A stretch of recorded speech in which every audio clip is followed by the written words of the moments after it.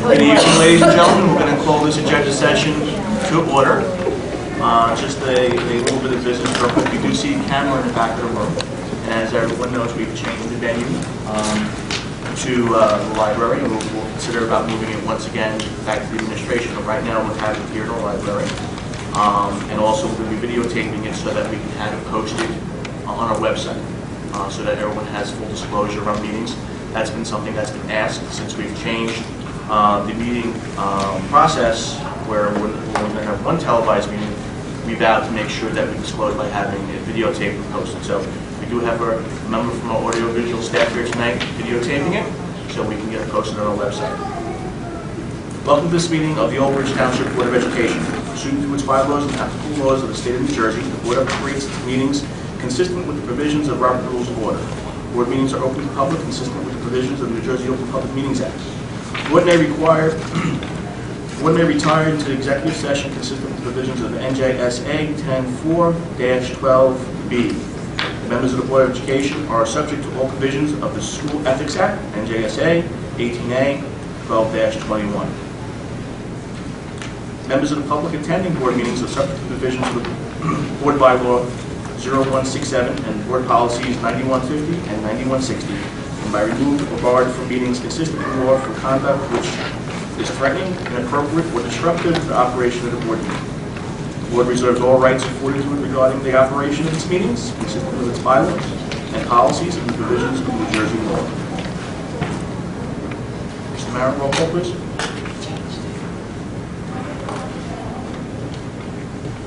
Okay, statement of adequate notice by board president. Pursuant to the New Jersey Open Public Meetings Act, NJSA 10.4-10, adequate notice of this meeting has been provided by advertising such notice in the Home News Tribune, the board office, the schools, and in Cablevision Channel 118 and Verizon Bios Channel 24, and by following such notice with the township clerk. This meeting was scheduled for Tuesday, November 16, 2013. The board will take formal action on the payment of bills on Tuesday, November 16, 2013. 19. The Old Bridge Township Board of Education acknowledges that the law of this state establishes that members of the public, including members of the board, have the right to record public board meetings using audio or video recording devices, provided that that act of recording does not interfere with the business of this public board meeting. Therefore, the board makes it known that any such recording may be considered the private recording of the individual and in no manner represents the official record of this board. The board therefore takes no responsibility for such private recording and completely disavows any future use. Thank you. Roll call, Mr. Mayor. Andriani? Present. Porcelli? Here. Callahan? Here. Colabella? Here. Prima? Here. D'Onofrio? Sulikowski? Here. Weber? Dunn? Here. Quorum exists. Thank you, Mr. Mayor. Let's stand for the pledge.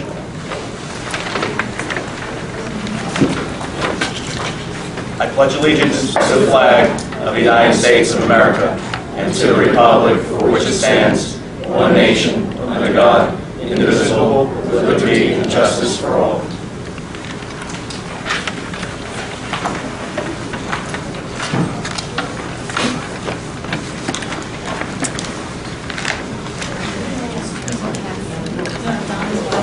Very well.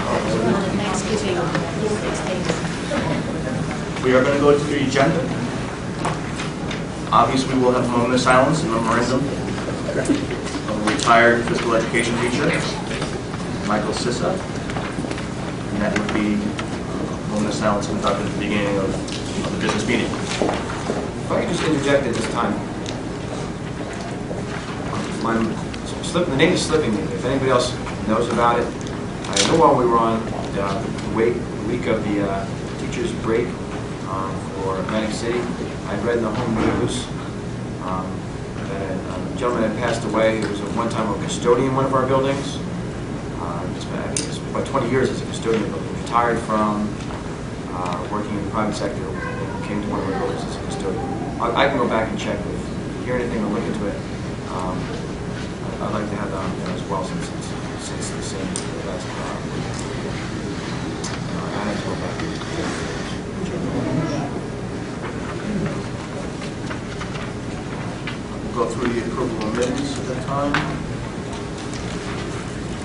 There's going to be recognition, correct? Mr. Sedino? It's just going to be That's the only one we have. one. Will there be a superintendent's report? There'll be a superintendent's report on the mandated twice a year we have to report on violence, vandalism, and bullying. And progress towards goals will be a report on our expansion of the arts and languages, and a report on the German exchange program that was in place. Anyone have any questions on the forthcoming superintendent report next business meeting? Will there be any correspondence that we know of at this point? I do have a letter that Mr. Sedino asked me to read.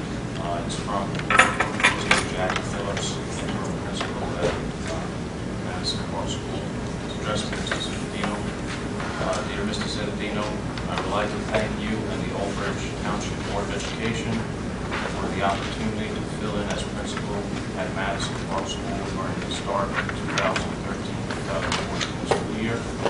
Madison Park is a wonderful school with students and parents that are friendly and supportive. The staff is cooperative, energetic, enthusiastic, and extremely dedicated. I cannot say enough nice things about their professional team approach to providing each and every child with a solid start to the school year.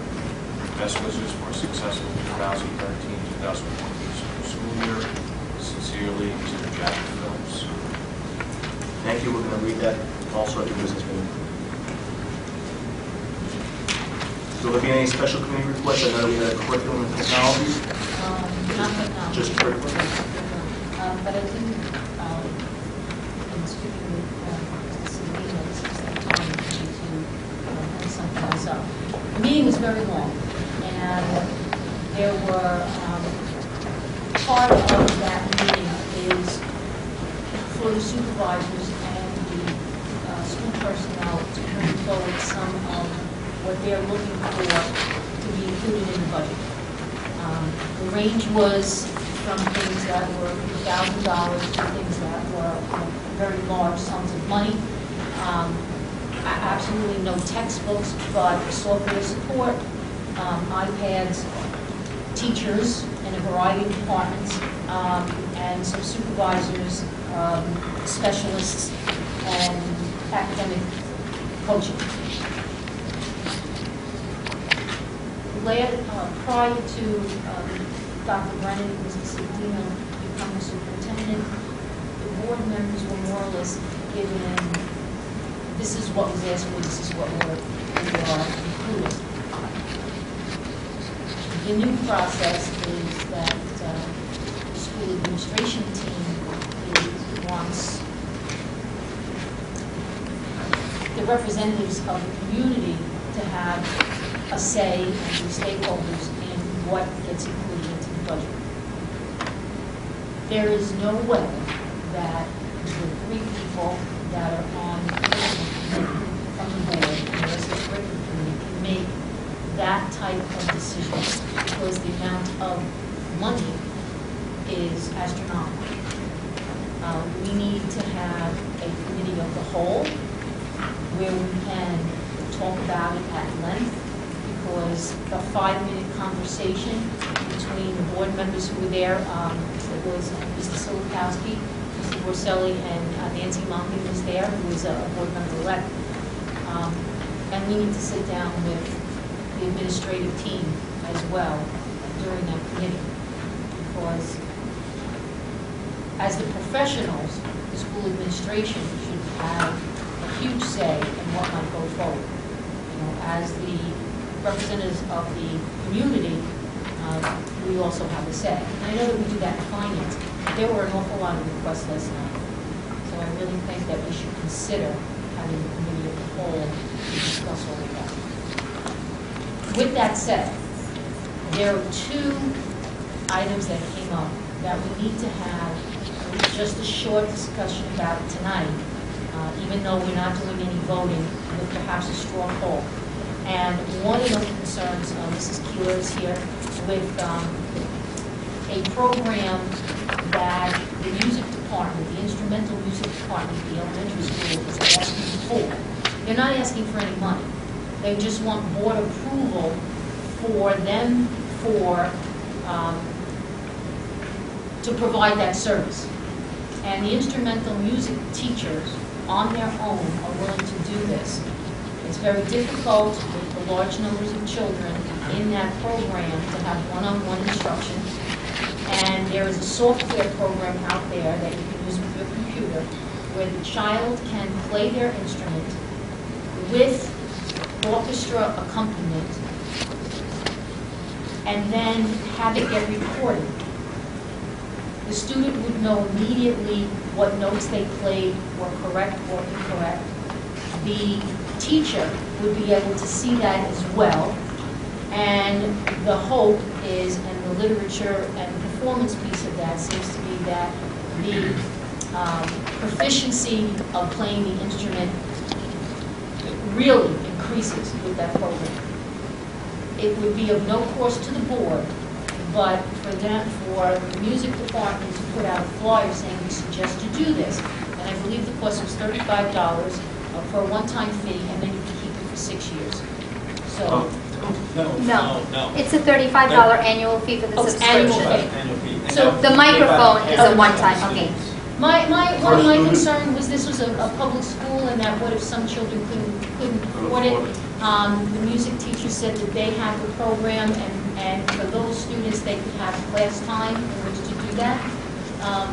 But on the flip side of that, the parents have already committed money to either buying and or renting an instrument.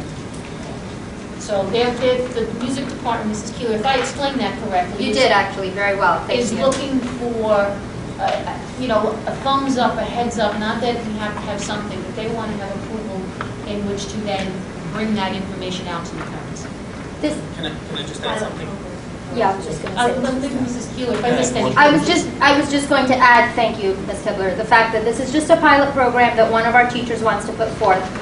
In all honesty, some of the parents already own this because we've mentioned it at a variety of different, I mentioned it at a board meeting on January 22nd earlier this year. Parents went out on their own, bought it.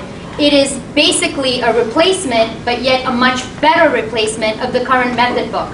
The method book that is provided to the student when they rent an instrument costs about $7, and it comes with about 5 pieces of music, beginning with hot cross buns. What the students are getting with this particular piece of software is an entire library of archived music, including songs and selections, etc. So all we're really doing is providing a more updated, current, and authentic learning experience with a lot more music than what they have on a piece of paper. What I like is that there's an orchestra accompaniment. Correct. There's a full guided assessment. Everything is included in it. So $35 per student. But they don't want us to Hold on, pay. we're not paying the But parents. Donna, Now, the question came up, if the students can't afford this, or the family can't afford this, and, it is a public sector over here, what do we do as a Board of Education? Now, Okay. the piece of that was that the teacher has it at the classroom. The students can come into the classroom and use it during class time and play along where it gets recorded, where then the teacher can then evaluate the student's performance because it's been recorded on this program. What that student won't have is the ability to do it at home, okay? So the question was raised. Now, again, this is just for a pilot program, Ms. Keeler? Correct. For what, 2 schools? 4 schools. 4 schools, okay. Can we do it as a pilot program right now? What we would want to also investigate is, do we need some sort of policy regarding this, right? Wasn't there something regarding policy on this? Well, the other thing too is, remember, it's not only that it's a pilot or that it's in the elementary school, the point is that it's non-graded.